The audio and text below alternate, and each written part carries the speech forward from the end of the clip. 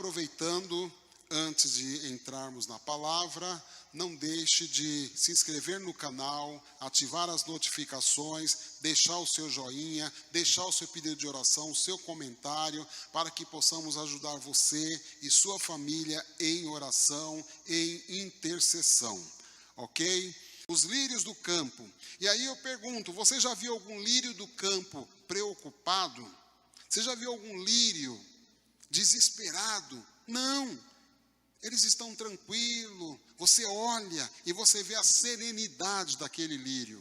E o Senhor quer que você tenha esta paz, que você tenha esta tranquilidade, que você transmita essa dependência de Deus. Eu sou dependente de Deus, eu sou cuidado por Deus, eu sou alimentado por Deus. É claro que não foge a nossa responsabilidade de fazer aquilo que temos que fazer. Temos que estudar, temos que nos preparar para o futuro, sim. Temos que trazer a nossa vida em ordem. Não podemos gastar mais do que a gente ganha. Não podemos gastar tudo que a gente tem. Não podemos destruir tudo que a gente tem. Precisamos andar moderadamente, com cuidado, cuidando daquilo que vem às nossas mãos e, claro, descansando em Deus, que Ele dará a provisão do dia seguinte, a provisão do depois. Tem gente que sai gastando tudo também, dizendo, amanhã Deus proverá. Aí passa necessidade porque não soube administrar aquilo que Deus já deu. Deus já deu o recurso, mas a gente torra tudo. Tem gente que deveria levar o nome de torra-torra, porque tudo que ele pega é para torrar. Ele pega qualquer coisa, um dinheiro, quando você pergunta, já gastei, já torrei, já gastei tudo.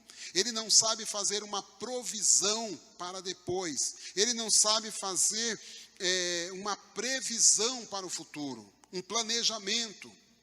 E aí a Bíblia diz, olhe para as aves, olhe para o lírio. Eles vivem tranquilos porque a sua preocupação é apenas para aquele dia. Então, quando a pessoa está toda encrencada, gastou no cartão de crédito mais do que deveria, né? Passou da conta, ficou emocionado. E aí, outra coisa que a gente tem que se preocupar, essa questão dessa fé maluca que alguém implantou no teu coração, na tua vida. Uma fé de que posso todas as coisas em Cristo que me fortalece. Uma fé que sai desastrado.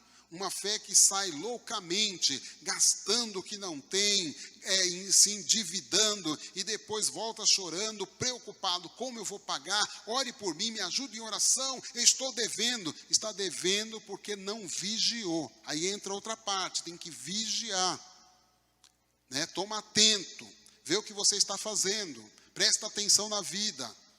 Gasta tudo, faz uma prestação de 60 meses, 250 meses, vai acontecer o arrebatamento e você vai ficar aqui pagando. Você vai trabalhar como escravo aqui pagando o que você está devendo. Tem gente que compra um carro, uma casa, compra alguma coisa e faz prestação aí para 200 anos, sendo que ele vai viver só 70, só 80 anos. E aí depois o que vai acontecer? Ele vai ficar sufocado em meio a tanta dívida. Ele vai ficar sufocado a ponto de achar que Deus o abandonou. Ele vai achar que Deus está longe dele. Mas Deus não é culpado. Deus deu todo o recurso, já disponibilizou tudo e nos capacitou de inteligência. Paulo vai dizer que nós temos a mente de Cristo, somos inteligentes. Nós não somos iguais os pardais, nós não somos iguais aos lírios do campo, nós pensamos. Por isso que alguém disse, penso, logo existo. E tem gente que não consegue pensar. E quando ele pensa, ele fica preocupado, porque ele pensa depois que ele fez o que não deveria fazer.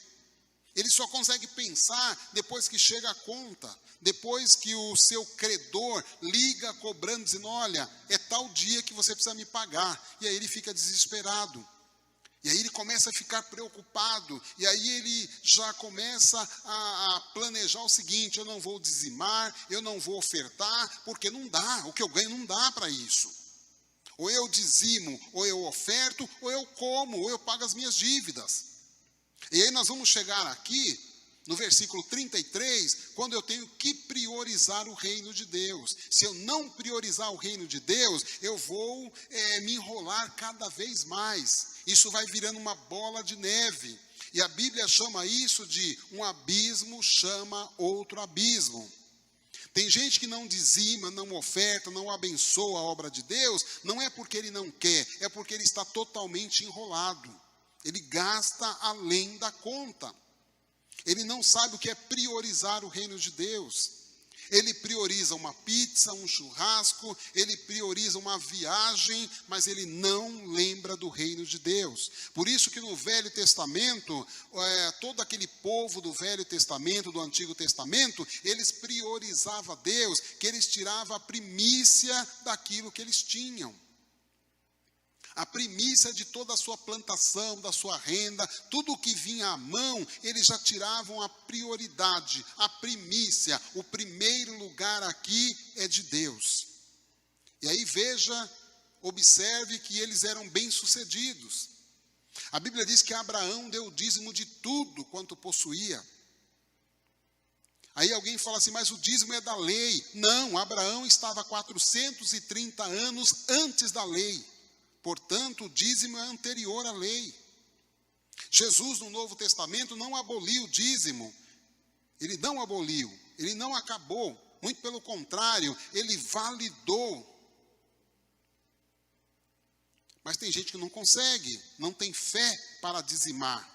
Está preocupado com aquilo que vai fazer com o seu dinheiro. A preocupação é tanta que ele gasta antes de receber, antes de pegar o dinheiro. E aí fica totalmente enrolado.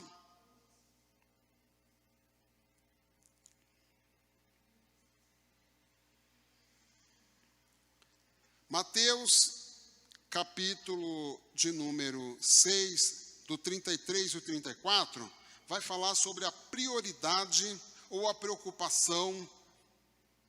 E aí ele fala que Deus deve ser prioridade das nossas vidas ou a preocupação vai nos dominar. E aí o segredo é, quem está dominando a sua vida? É a fé ou é a preocupação? Quem está dominando a sua vida? Quem tem mais força nesta relação, nesta caminhada no Evangelho? É a sua preocupação? Tem gente que vai orar, ele não vai orar com fé e pela fé. Ele vai orar já preocupado, cheio de preocupação.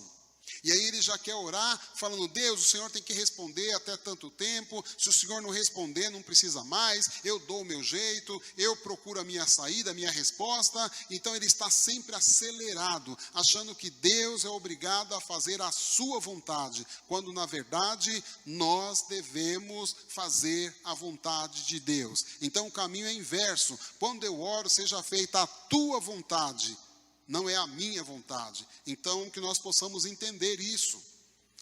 E na oração eu não posso chegar correndo, desesperado. Eu tenho que conversar direito com Deus. Até porque oração é um diálogo, é uma conversa. Oração é um contato que eu tenho com alguém muito especial, com alguém que é superior a mim. Então eu tenho que saber como conversar. Eu tenho que saber como dialogar com essa pessoa.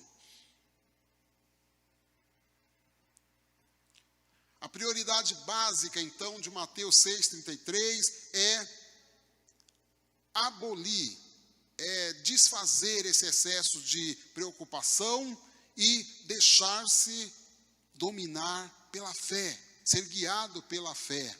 Os olhos da fé, a lente da fé, o óculos da fé é o melhor para enxergar o mundo.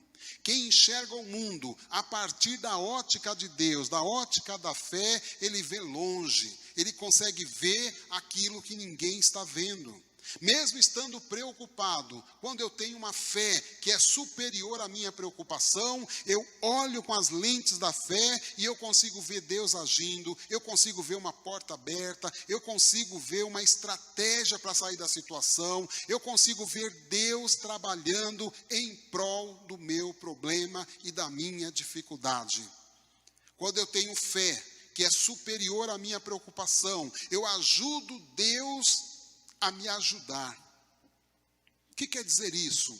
Eu ajudo Deus a me ajudar, ou seja, eu trabalho em comunhão com Deus, eu trabalho dentro da visão de Deus, eu trabalho dentro da obediência de Deus, e eu faço a vontade de Deus. A minha fé, ela me leva a ficar no centro da vontade de Deus. Quando a minha fé, que eu acho que é fé, me distancia de Deus, me deixa preocupado a ponto de dizer, não vou para o culto, não posso participar, eu não posso me envolver, eu vou apenas seguir de longe. Esta fé não é a fé do Evangelho, não é a fé que Cristo nos deu, mas é uma fé totalmente deturpada pela visão humana. É uma fé que muitos estão vendendo hoje em dia. É uma fé que você, para eliminar a preocupação, para viver com menos preocupação, você apenas precisa ir e fazer as campanhas malucas que todos fazem. É apenas você pagar os votos que alguém quer ou queira que você pague e achar que você já resolve o problema. E você continua. Entra dia, sai dia e você continua preocupado.